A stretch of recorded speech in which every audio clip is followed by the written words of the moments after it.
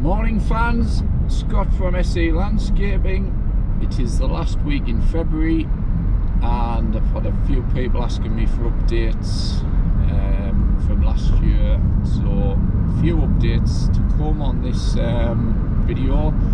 I have just been to look at a student accommodation block which is in Newcastle.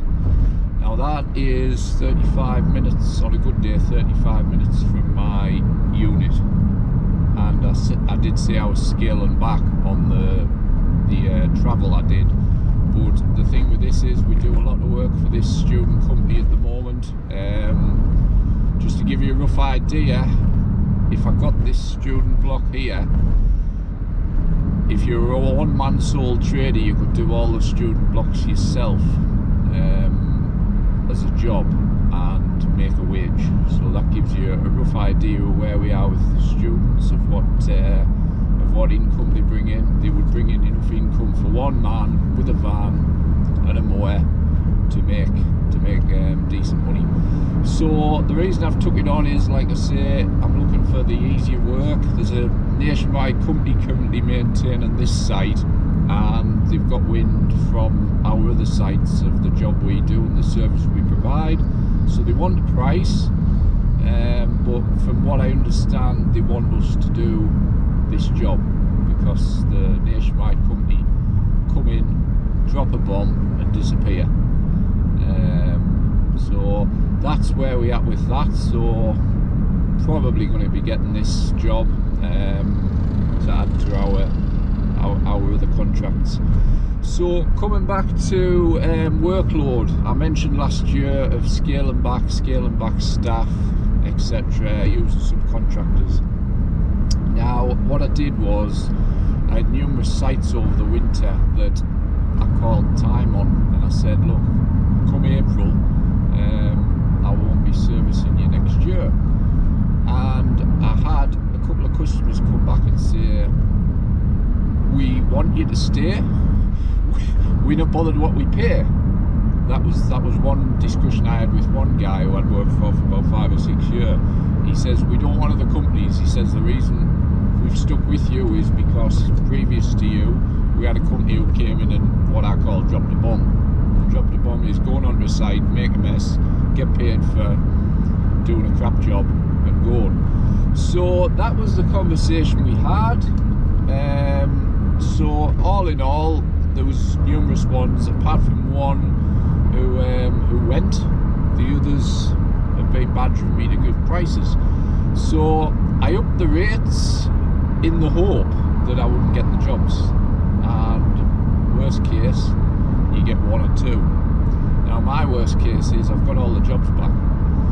As well as that, I had 3 parish councils, some larger work going to tender, and I was hoping for one back because the prices had been increased as well. So I thought if I get one back out the 3, I'll be quite happy with that. Here we go again, I've got all 3 back, and the problem with it is people don't want the work, and I'm going to explain what I mean in a minute. When I've spoke to the sites, just bear with me, I'm just going to have a polo. When I've spoke to the sites, obviously I've increased my rates, but on 2 of the contracts nobody else put in for these tenders.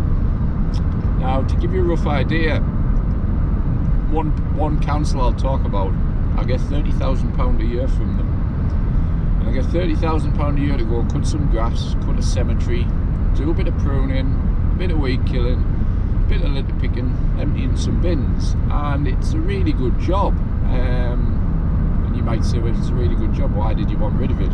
Watch the earlier videos, and that comes back to the staff and the problems I had with massive workload last year.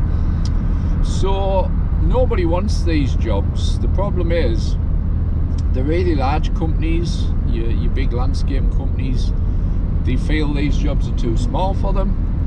The one-man bands feel these jobs are too big for them. They like to cut grass, but they like to pick litter and stuff, maybe on an industrial estate.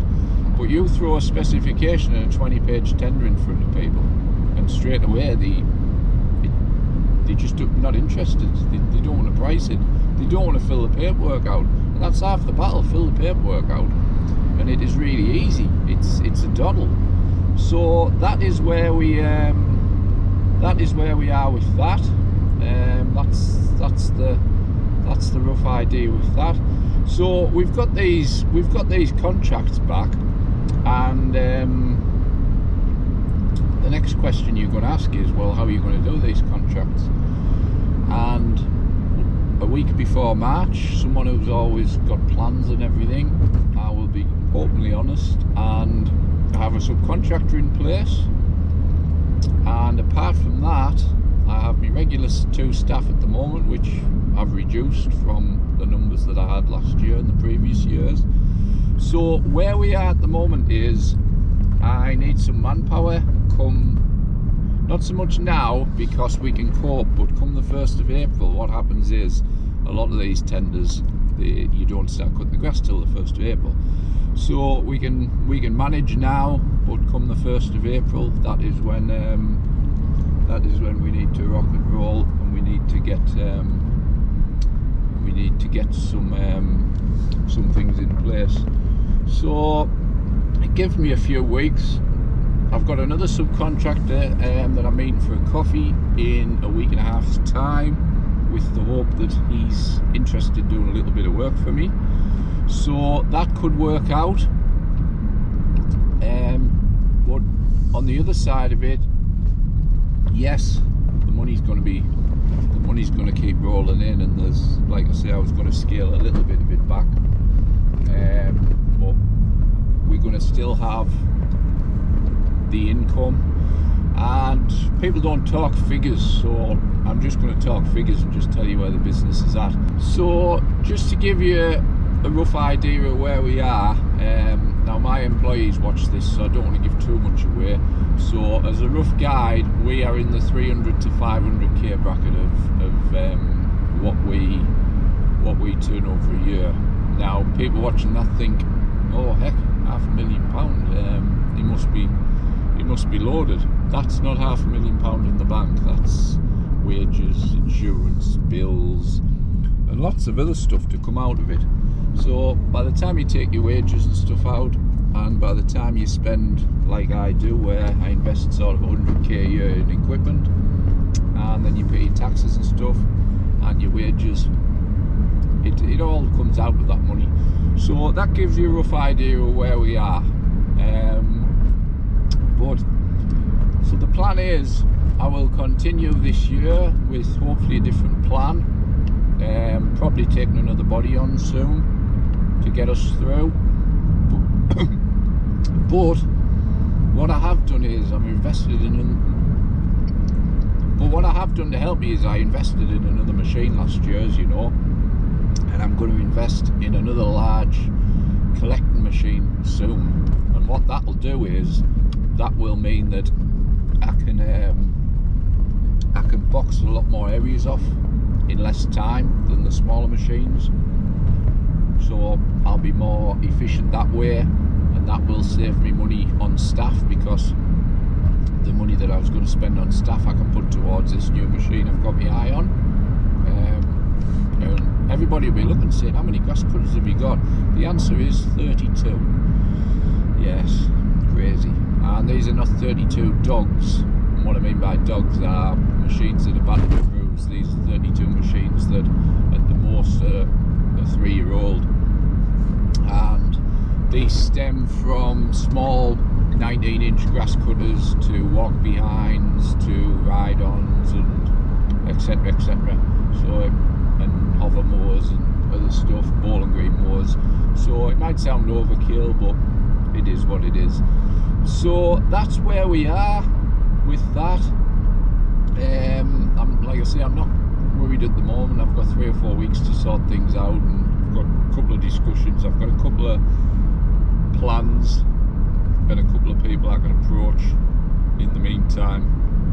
But hopefully, if the other subby comes on board, that will solve a lot of the problems, because using subcontractors instead of staff as well, the benefits are good, because you're not paying them holiday pay, and you're not paying all the wages. They come with their own gear, the vans and stuff. So that's the benefits there. So the little extra you pay them in wages, you're getting that back elsewhere because you're not paying a man to go out and costing insurance and everything. So that is where we are at the moment. We ended last year saying we're going to do less. We're starting this year, and with the student that I've just looked at there, and I have actually picked up another 2 local sites, but they're on my doorstep. I can do them on the way home, and they take half an hour each. Grass cutting, nothing else. I'm actually starting this year with more work. So yes, the extra money will be nice, but that wasn't my plan. I didn't want to be as stressed, but hopefully if I can sort it out with these subcontractors, then I won't be as stressed. That is the plan.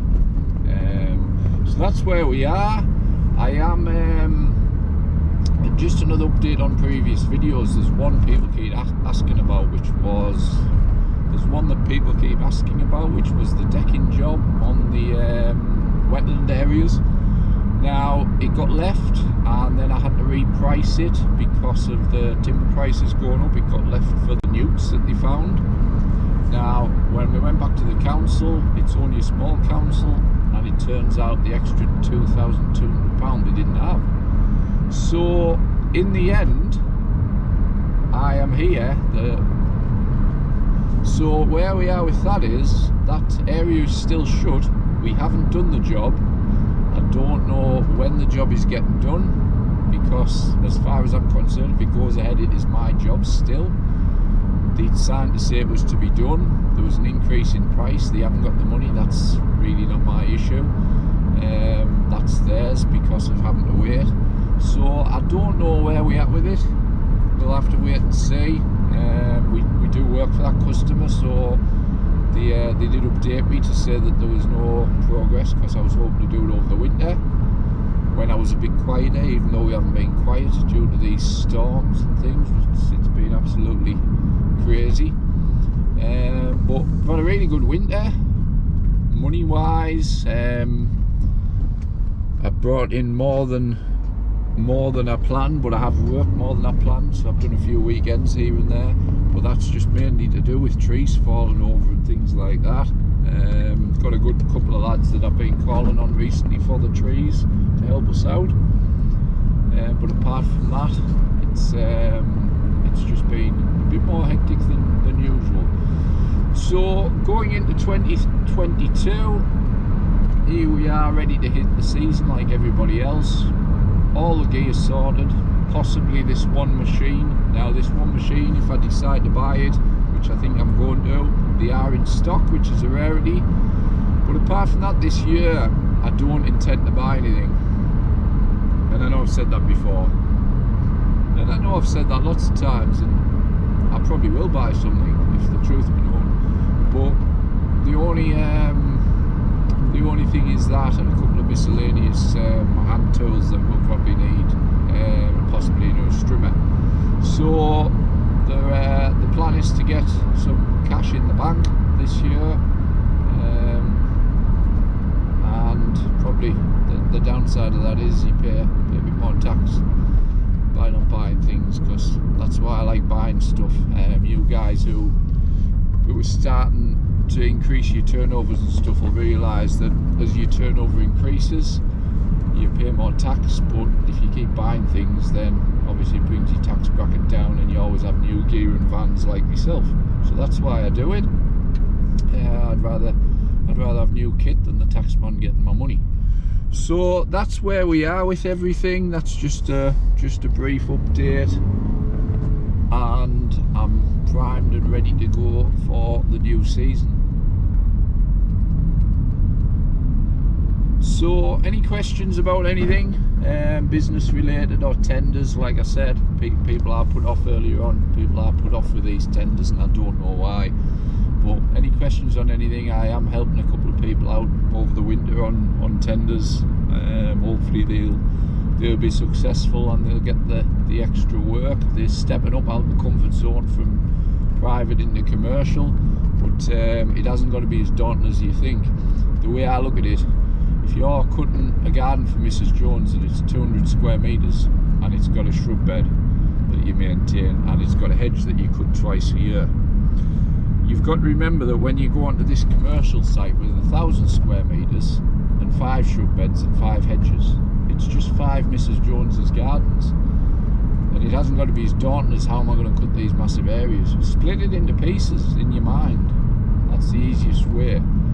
And you'll get to that next step and then you'll think, right, now I can take football pitches on, now I can take business parks on. And that's what it's all about. Yes, you've got to up your insurance, you've got to up your public liability and things like that. And you might need to get some tickets, because some sites do ask for tickets for grass cutters and strimmers and other things, believe it or not. So yeah, they just want to know you're trained and competent when you're working around their staff or visitors.